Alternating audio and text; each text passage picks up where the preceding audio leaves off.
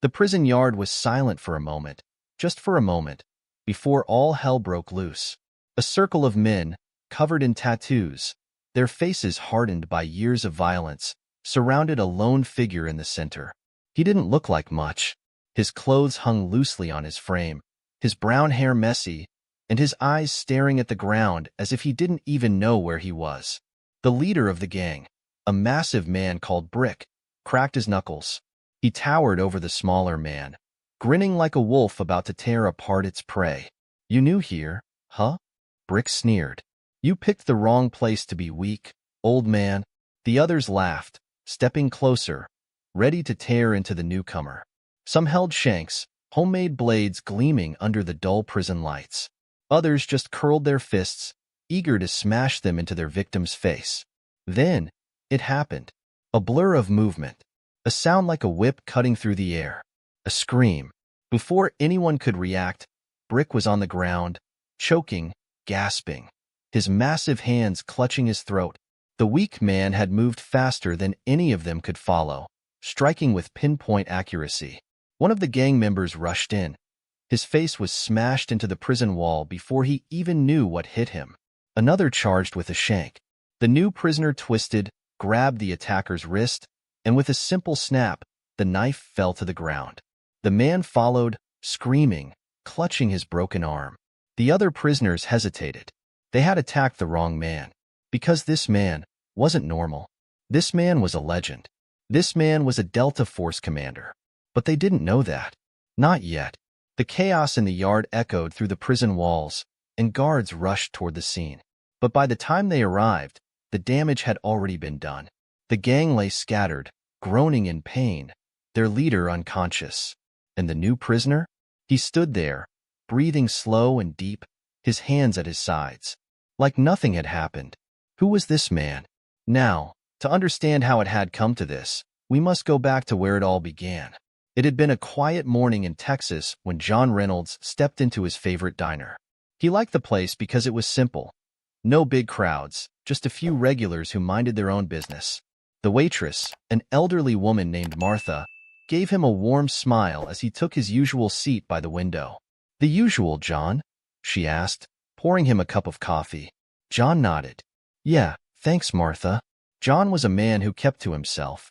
He wasn't unfriendly, just quiet. The kind of man people saw and instantly forgot. And that was just how he liked it. He wasn't always like this. Once, he had been someone else. A man who had traveled the world, faced enemies most people didn't even know existed. But that was a lifetime ago. Now, he was just John. As he sipped his coffee, the bell above the diner door jingled. A man in a suit walked in, his sharp eyes scanning the room. When he saw John, he smiled. John sighed. He had hoped this day would never come. The man sat across from him, uninvited. "You've been off the radar for years, John. Thought you were dead." John didn't respond. The man leaned in. "They're coming for you. You need to leave." John stirred his coffee. "I don't do that anymore. This isn't a request." John finally looked up. "Who sent you?" The man hesitated, then slid a folded piece of paper across the table. John stared at it for a long time before finally picking it up. His hands clenched. He had spent years trying to outrun his past. But now, it had caught up to him. And before the day was over, everything would change. That evening, as John walked home, he felt it, the unmistakable feeling of being watched. He didn't turn his head, didn't speed up. He had spent too many years in the shadows to let fear control him. Instead, he simply adjusted his grip on the grocery bag in his hand. When he rounded the corner, 3 men were waiting for him. They weren't trying to hide their intent. One of them had a baseball bat resting on his shoulder. Another flicked a knife open and shut. The third simply cracked his knuckles. John sighed. "Let's not do this," he said. The man with the bat smirked. "Sorry, old man. You're coming with us." John let the grocery bag slip from his fingers. They never even saw him move. 1 second, they were standing there, confident. The next, the man with the bat was flying backward, crashing into a pile of trash cans. The one with the knife had his wrist twisted at an impossible angle, his weapon clattering to the ground. The last man, He didn't even get the chance to react before John had him pinned against the wall, his arm pressed against his throat. "Who sent you?" John asked calmly. The man struggled, his eyes wide with terror. "We were just paid to grab you," he gasped. John frowned. Someone wanted him taken alive. That meant trouble. Before he could get another word out, he heard sirens. Lots of them. He let go of the man and turned around, just in time to see several police cars skidding to a stop in front of him. Officers jumped out, guns drawn, hands in the air. One of them shouted. John knew better than to fight the police.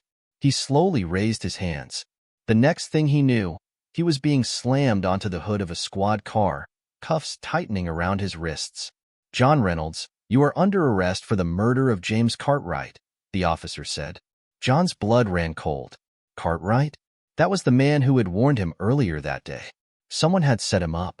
As they shoved him into the back of the car, he realized something terrifying. Whoever was after him, they wanted him locked up. And he had a very bad feeling that prison was exactly where they needed him to be. When John entered the prison for the first time, he kept his head down. He wasn't here to make trouble, but trouble had a way of finding him. From the moment he stepped into the yard, he could feel the eyes on him, predators watching their prey. And so, when the gang surrounded him that afternoon, he knew exactly what was coming. But what they didn't know was that John Reynolds wasn't just another prisoner. He was a warrior, and they had just made the biggest mistake of their lives. The prison yard was frozen in shock. John Reynolds stood in the center of a scene that no one could quite believe. Around him, the prison gang that had attacked him lay scattered on the cold concrete, groaning in pain, their bodies twisted in ways that shouldn't be possible. Brick, the massive leader of the gang, was unconscious, his face red and swollen from a single, precise strike. John exhaled slowly, lowering his hands. His breathing was steady, his heart rate calm, just like it always was after a fight. He had been trained to control his emotions, to never let adrenaline take over. This wasn't the first time he had faced overwhelming odds, and it wouldn't be the last. The silence didn't last long. "Hey, what the hell is going on here?" Guards stormed into the yard, nightsticks drawn, their voices sharp with authority. The other prisoners backed away, knowing better than to get caught up in whatever was about to happen. John didn't resist as two guards grabbed him, slamming him against the yard wall. He let them. Who started it? One of the guards, a grizzled man named Officer Mitchell, demanded. No one spoke. The other prisoners knew how things worked. If you snitched, you were dead. Mitchell turned to Brick, who was still out cold. Then he glanced at John. "This one's new," another guard muttered. "Didn't think he had it in him." Mitchell frowned. "Take him to the hole." John sighed. Solitary confinement. Perfect. The dark cell was small, barely big enough to stretch his legs. A single flickering light buzzed above, casting shadows along the cracked walls. John sat on the cold floor, his back against the wall, his head tilted slightly as he listened. He could hear the guards' footsteps outside. He could hear the faint conversations from the main block. And he could hear something else. A whisper. Someone was watching him. John didn't react, didn't turn his head. Instead, he closed his eyes and waited. Hours passed. Maybe days. In solitary, time moved strangely. Then, finally, the door creaked open. "Reynolds," a voice barked. John opened his eyes. Mitchell stood at the entrance, his face unreadable. "On your feet. Warden wants to see you." John didn't argue. He rose smoothly, stepping past the guard.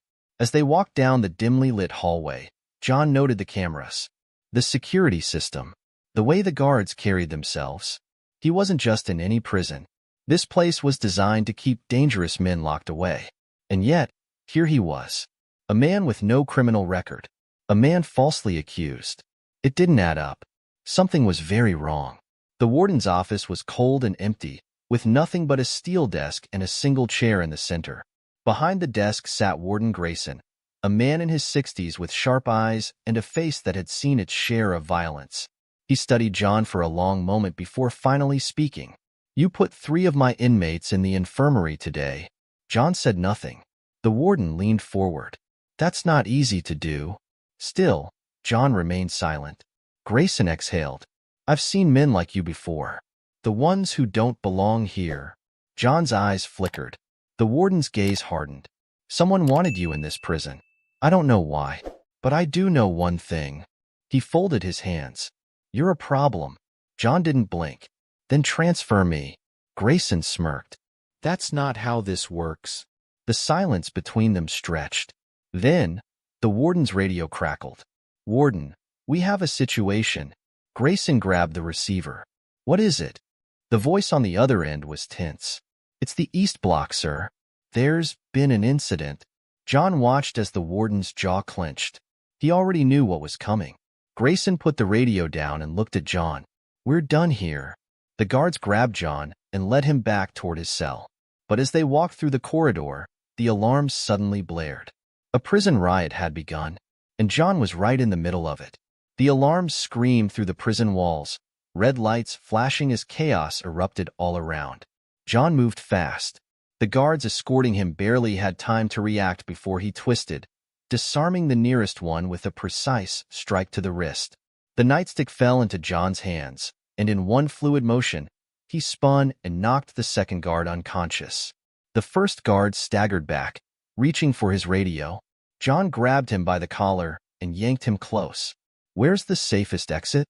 The guard hesitated, eyes wide with fear. John didn't have time to wait. He shoved the guard aside and sprinted down the corridor. The riot had already spread. Inmates flooded the hallways, some fighting each other, others storming through the prison like wild animals set loose. John ducked as a chair flew past his head. A gang of prisoners spotted him and grinned. Look who it is. The tough guy. John sighed. He really didn't have time for this. The first one rushed him, swinging wildly. John sidestepped, grabbed the man's arm, and flipped him over, slamming him onto the cold concrete. The second lunged with a homemade shank. John caught his wrist, twisted it at just the right angle, and the man dropped the weapon with a scream.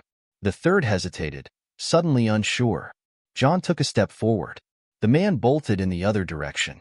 Smart choice. John didn't stop moving. He needed to get to higher ground, to see what was really happening. As he climbed the stairs to the second level, he saw it. The entire East Block was a war zone. Fires burned. Smoke curled in the air. Guards were either overwhelmed or retreating.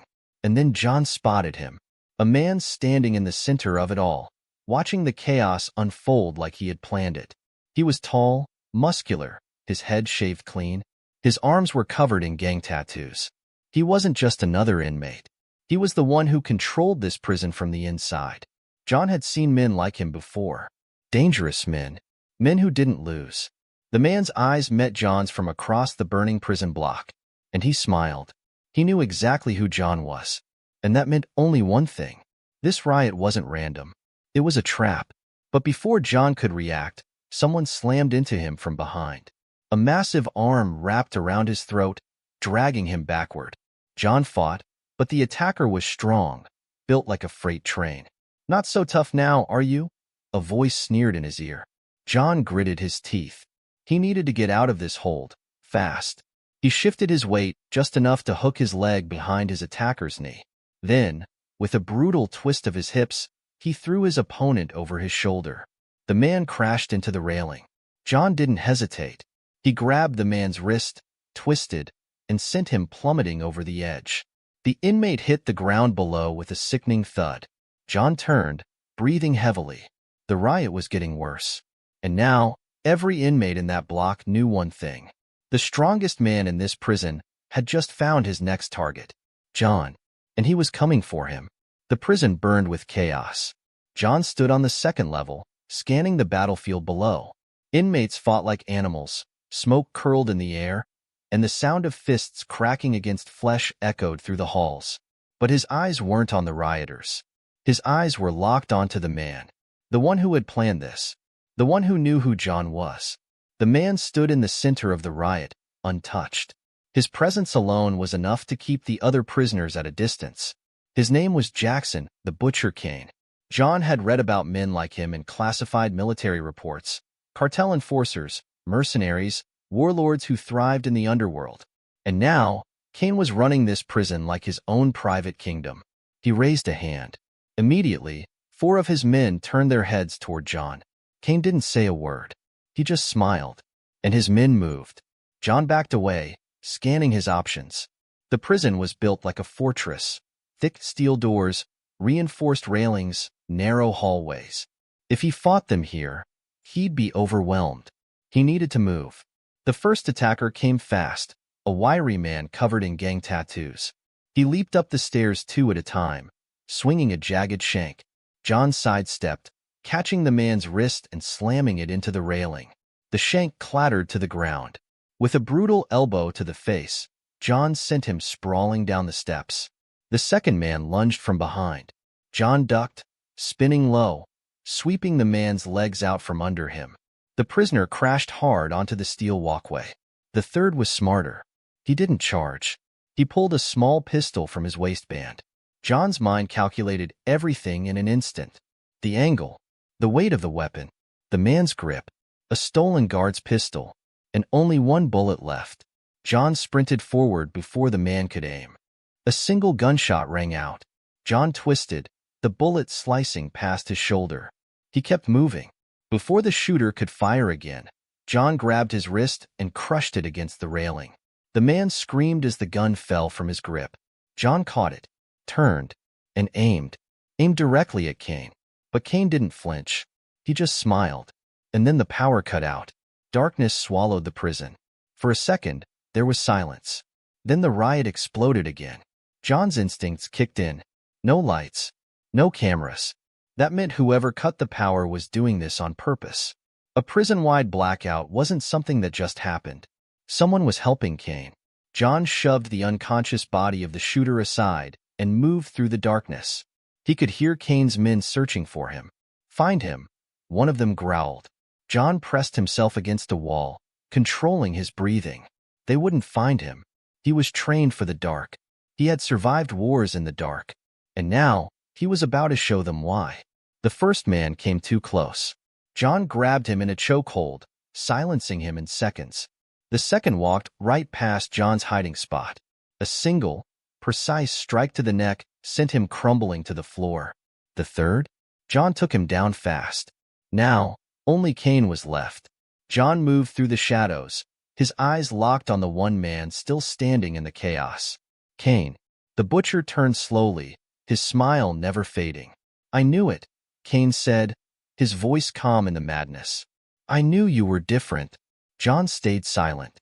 I don't know who you really are, Kane continued, stepping forward, but I do know one thing. He stopped just feet away from John. You don't belong in here. The alarms blared again. The emergency power kicked in. The lights flickered back on, and standing at the end of the hallway were the prison's most elite guards, armed, waiting, and aimed directly at John. Kane raised his hands slowly, grinning. But John? John knew exactly what this was. A setup. And now? Now, he had nowhere to run. The red emergency lights cast eerie shadows across the prison walls. The riot still raged in the background, but none of that mattered now. John stood frozen, surrounded. Kane grinned like a man who had just won a chess match. His hands were raised, but his eyes burned with amusement. John knew this was a setup. The prison's elite tactical unit, fully armored, armed with semi-automatics, wasn't here to stop the riot. They were here for him. Prisoner 48873. Get on your knees, one of the guards ordered. John's mind raced. The riot. The power outage. The sudden arrival of an elite guard unit. Too much was happening at once. Someone had arranged all of this. And now, John had to make a choice. He could surrender. Let them take him wherever they planned. But he had seen setups like this before. They wouldn't take him to a normal cell. No. Whoever really wanted him here, whoever pulled these strings, wanted him in a place where he wouldn't come out. John didn't like that option. So, he picked the second one. He fought. He moved fast. Before the nearest guard could react, John lunged, grabbing his rifle and twisting it away. A precise strike to the wrist forced the man to drop his weapon. John caught it in midair, spun, and used it as a blunt weapon, smashing the next guard in the face with the stock. The hallway erupted with gunfire. John dove low, rolling behind a steel barrier as bullets tore through the air. Kane laughed. Oh, this is getting interesting. John ignored him. His mind was focused. Counting. 6 guards. 3 down. 3 left. John grabbed a fallen batten. No guns. No killing. He wasn't a murderer. A guard rushed him, batten raised. John sidestepped, hooked the man's leg, and sent him crashing into a steel railing. Another tried to grab him from behind. John twisted, flipping the guard over his shoulder in a single motion. The last one hesitated. Smart, but not smart enough. John moved first. A clean, precise strike to the temple, and the last guard went down. Silence. John exhaled. It was over. For now. Kane clapped, slow and deliberate. Beautiful. He grinned. Just beautiful. John turned toward him, gripping the batten tight. Kane cocked his head. Why fight so hard, huh? You're in prison, same as the rest of us. Why not just accept it? John's eyes narrowed. Kane chuckled. Or is that not the case? John didn't answer. Kane stepped closer.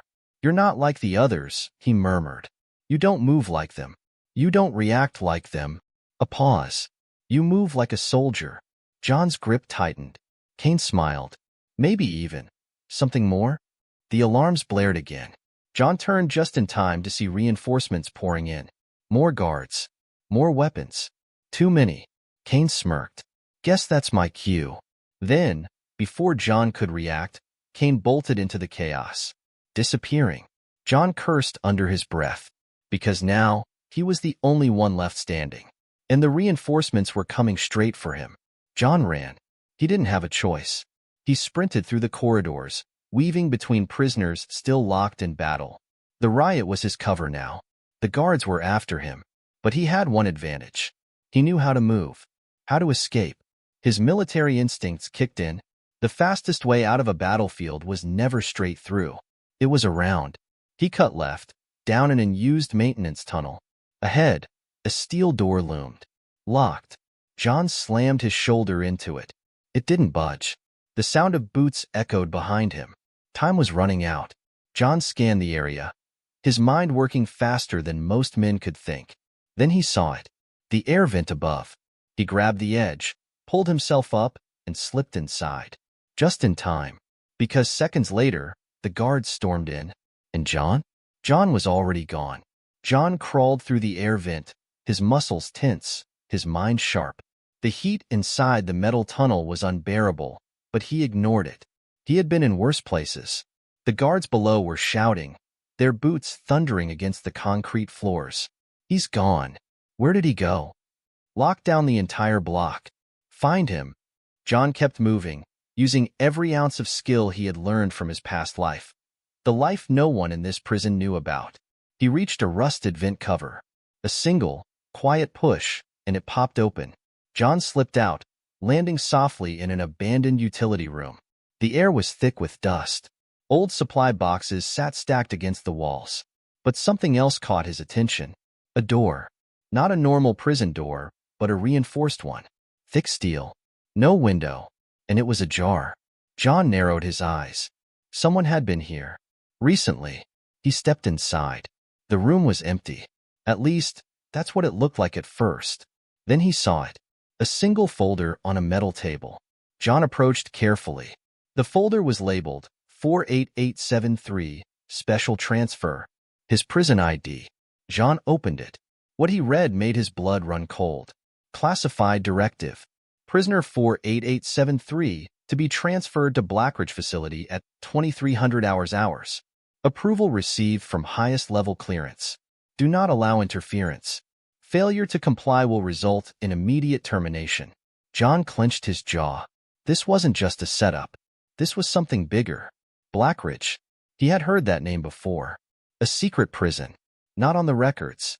A place where people were sent to disappear. And someone wanted him there. Why? John turned the page. And that's when he saw it. A photo. A grainy security image. It was him. But not here. Not in this prison. It was a photo of him in a war zone. A mission that didn't exist. John's pulse pounded. Someone in this prison knew who he really was. And they were trying to erase him. We found him. He's in here. John snapped his head up. The guards had found the room. His time was up. He grabbed the folder, shoved it into his jumpsuit, and looked around. No way out.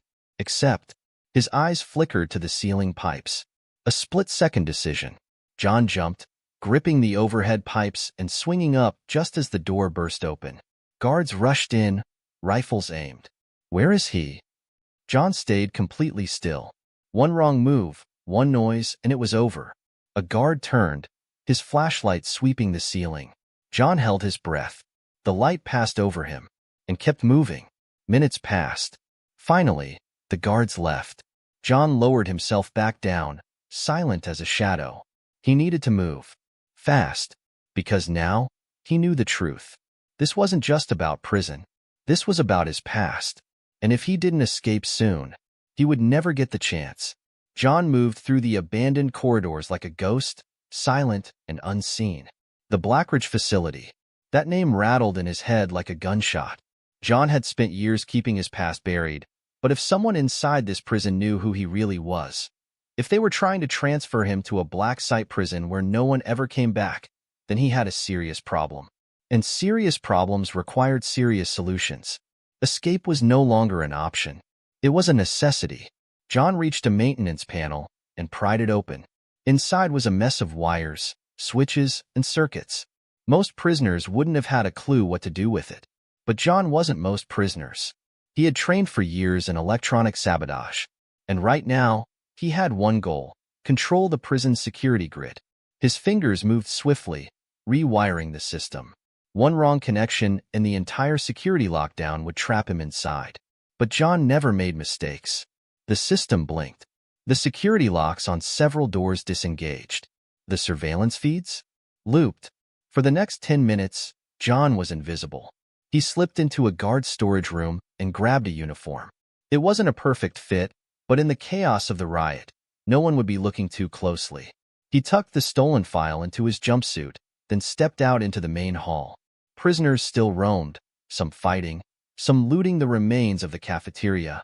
Guards were regrouping, trying to regain control. John blended in, walking fast, purposeful, like he belonged. And then, a voice stopped him. "You don't look like a guard." John's muscles tensed. He turned slowly. Kane, the butcher, stood near the shattered remains of a vending machine, arms crossed, eyes watching him, that amused grin still on his face. "Now, I ain't the smartest guy in the world," Kane said, tilting his head, "but I know a soldier when I see one." John said nothing. Kane took a slow step forward. "You ain't no ordinary prisoner," he murmured.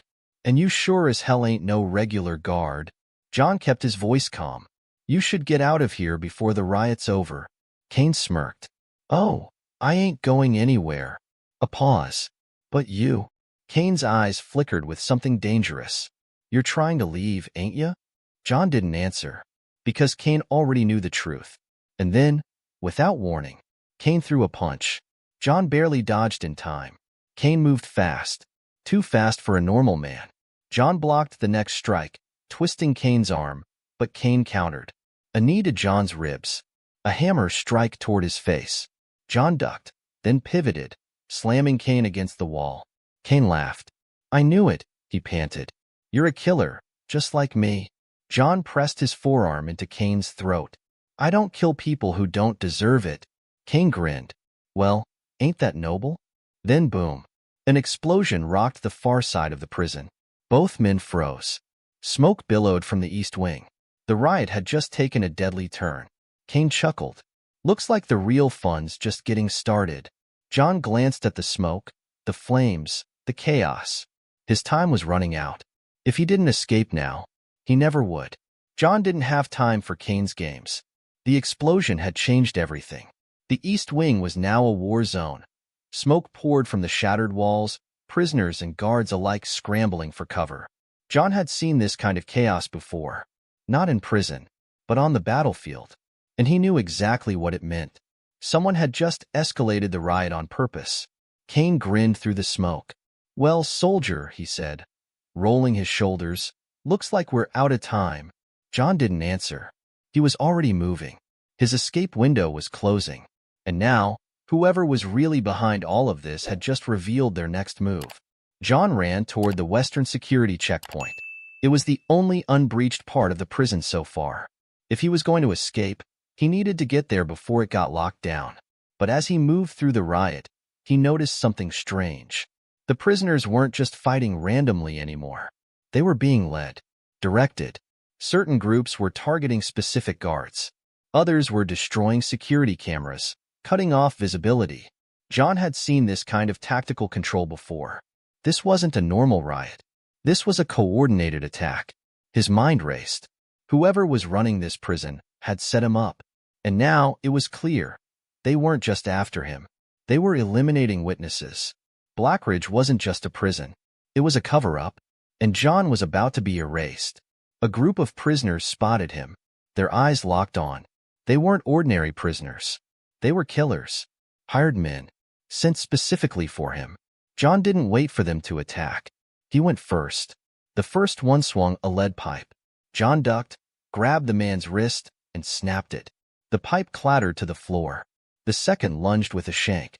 John sidestepped, grabbing his shoulder and driving his knee into his ribs. The third was smarter. He pulled a gun. John reacted instantly. A sharp kick to the wrist sent the pistol flying. John caught it midair, turned, fired. A single shot, not at the man, but at the overhead fire sprinklers. Water rained down. The hallway flooded with smoke and steam. John used the distraction to vanish. The western checkpoint was just ahead. He sprinted through the haze, past unconscious bodies and the distant sound of gunfire. Then, he saw it. A security door. Still open. Still unguarded. It was his way out. But then, a voice stopped him. "That's far enough." John turned. A man stood in the shadows, just outside the security checkpoint. He wasn't a guard. He wasn't a prisoner. He was something worse. A ghost from John's past. And when he stepped into the light, John's blood ran cold. Because he knew that face. Knew that man. And he should have been dead. John's grip on the stolen pistol tightened. The man standing before him was a phantom from his past. Nathan Briggs.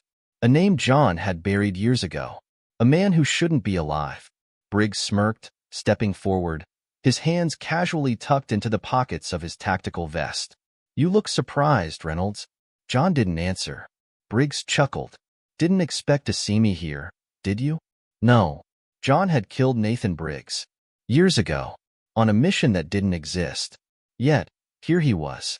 Alive. And in the middle of a setup. Briggs tilted his head. "You always were the best. I'll give you that. But even you didn't see this one coming." John's mind raced. Briggs had been one of them. A black ops specialist, trained in the same elite world John had once belonged to. Except Briggs had crossed a line.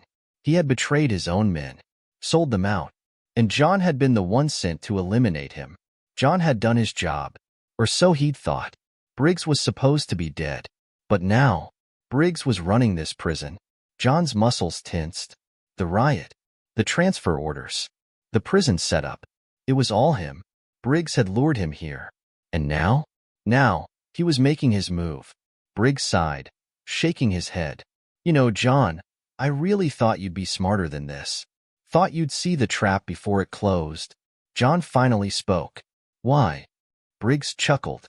"Because, my old friend, you should have stayed buried." A pause. "You were supposed to die years ago." John's grip on the gun didn't waver. Briggs sighed. "You were part of something, Reynolds. Something big.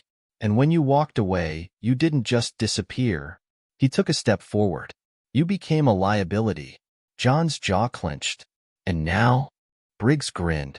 "Now, I'm here to clean up the mess." John's instinct screamed at him. This wasn't just an enemy. This was a professional killer. One trained just like him. Briggs was faster than the gang members. More dangerous than the prison guards. This was a fight he might not walk away from. But there was no choice. John exhaled. Then, he moved. The gunshot rang out like a thunderclap. Briggs dodged. He was fast.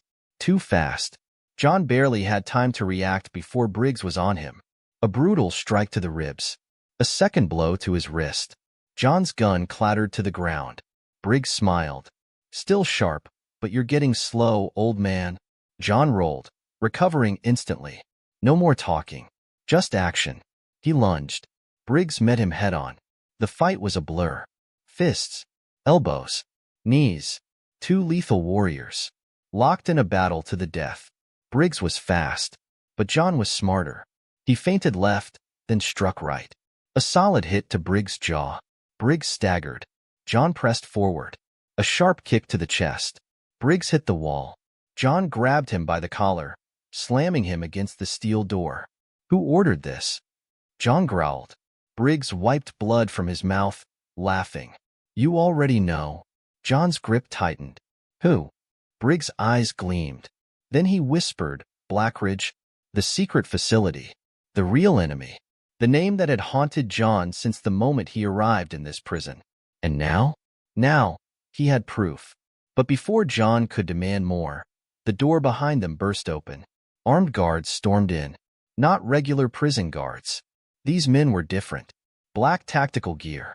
Military precision. Blackridge operatives. Briggs smirked. Looks like our time's up, John. John turned. One of the guards raised his weapon. Bang. John dove for cover as bullets tore through the air. His window of escape was closing. And now? Now, it was him against all of them. Bullets tore through the air, slamming into the steel walls around John. Blackridge operatives. These weren't normal prison guards. These were kill teams. John had seen their type before. Efficient, merciless, and trained just like him. He moved. Diving behind an overturned desk, he yanked the stolen pistol from the floor. One shot left. Not enough. The Blackridge operatives advanced in formation, weapons raised. They weren't here to capture him. They were here to eliminate him. John's mind calculated everything. Exits. Cover points. Enemy movement. In less than a second, he had a plan. Survive. Escape.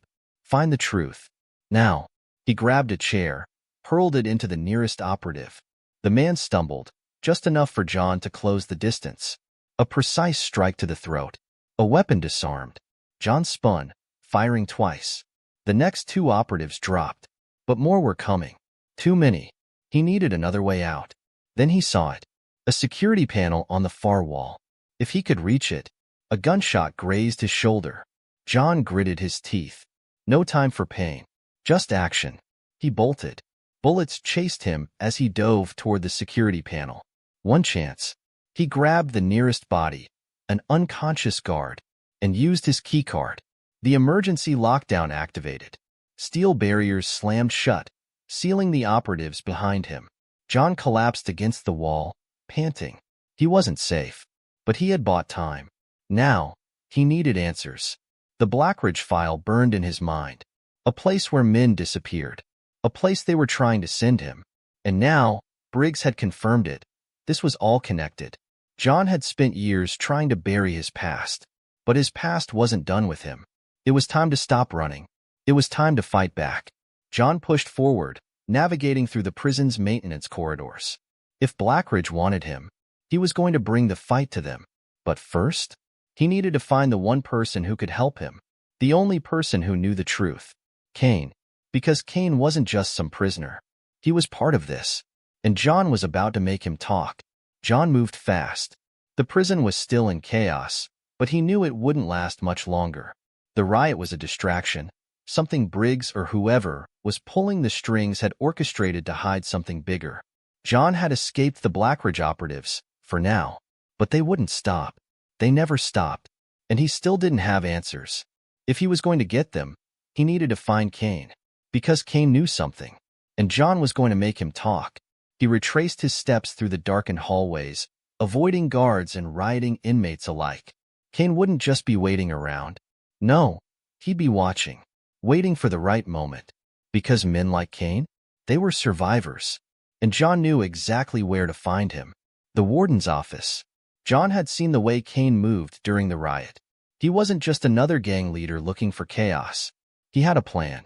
And if John knew anything about men like Kane, it was this. When the dust settled, the real power wasn't in the prison yard. It was behind the desk. John kicked open the door. And there he was. Kane sat behind the warden's desk, feet up, flipping through a stack of classified files.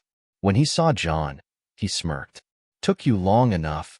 John shut the door behind him. We're done playing games. Kane raised an eyebrow. Oh, and here I thought we were just getting started. John grabbed him by the collar and slammed him against the wall. Kane chuckled, even as John tightened his grip. You're not just some street thug, John said. You knew about Blackridge. About Briggs. Kane's smirk didn't fade. I know a lot of things, soldier. John pushed harder. Start talking. Kane exhaled, then grinned. All right, but you're not gonna like what you hear. John let him go, stepping back. Kane straightened his shirt, rolling his shoulders. You ever hear of Project Revenant? John's blood ran cold. He had heard of it. It was a covert military program, one that was buried deep. A program where soldiers like John were sent on missions that weren't supposed to exist. John had been part of it, and so had Briggs. Kane watched him carefully. Yeah, I see it now. You were one of them. John's jaw clenched. Kane leaned against the desk. Well, here's the bad news. Project Revenant never really ended. John's fists tightened. You're lying. Kane shook his head.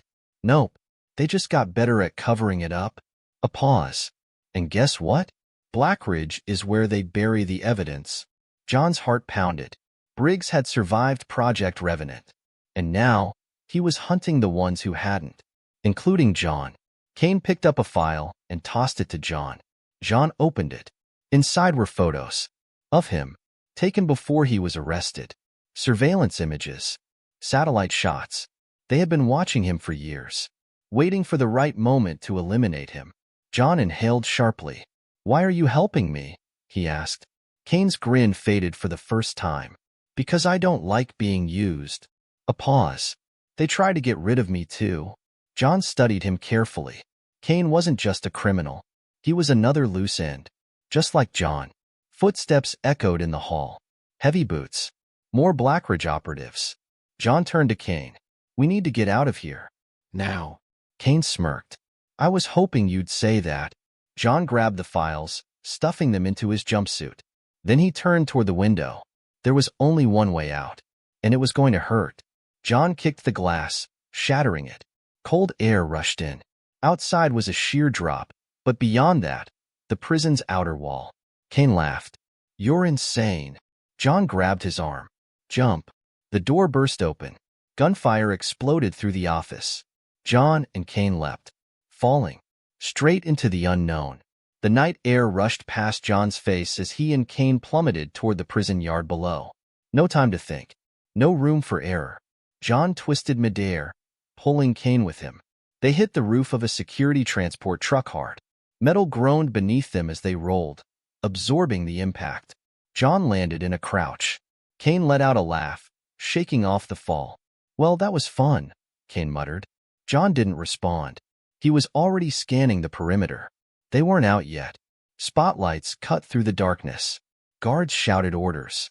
And worst of all, Briggs was coming. John grabbed Kane and yanked him toward the side of the truck.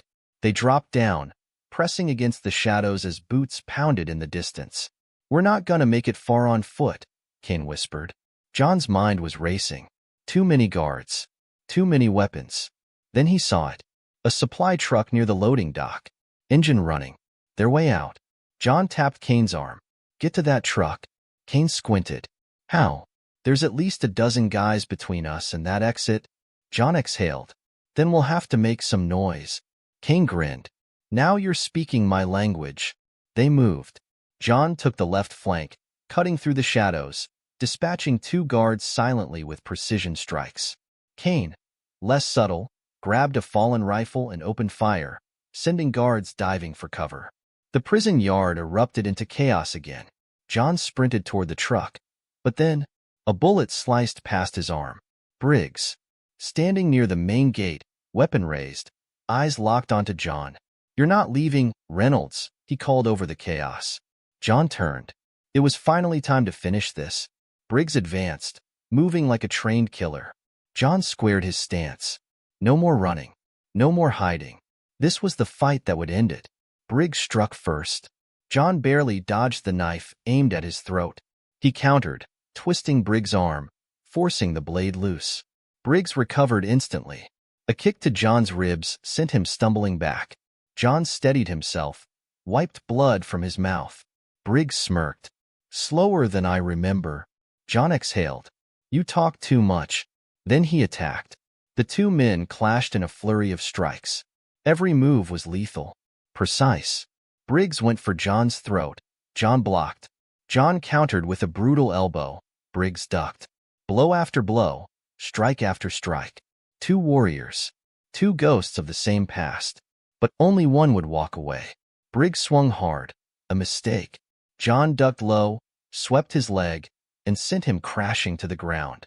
Briggs snarled, rolling to grab a fallen gun. John was faster. He grabbed the weapon first, aimed it at Briggs. The silence stretched. Briggs exhaled, shaking his head. Go ahead, then. Finish it. John tightened his grip. For a long moment, he considered it. Briggs had spent years hunting him, tried to erase him, would keep trying if John let him live. But then, he thought about why he walked away all those years ago, why he had left the life. John lowered the gun. You're not worth it, he said. Briggs laughed bitterly. Always the righteous one. Huh? But there was something else in his expression. Something John recognized. Defeat.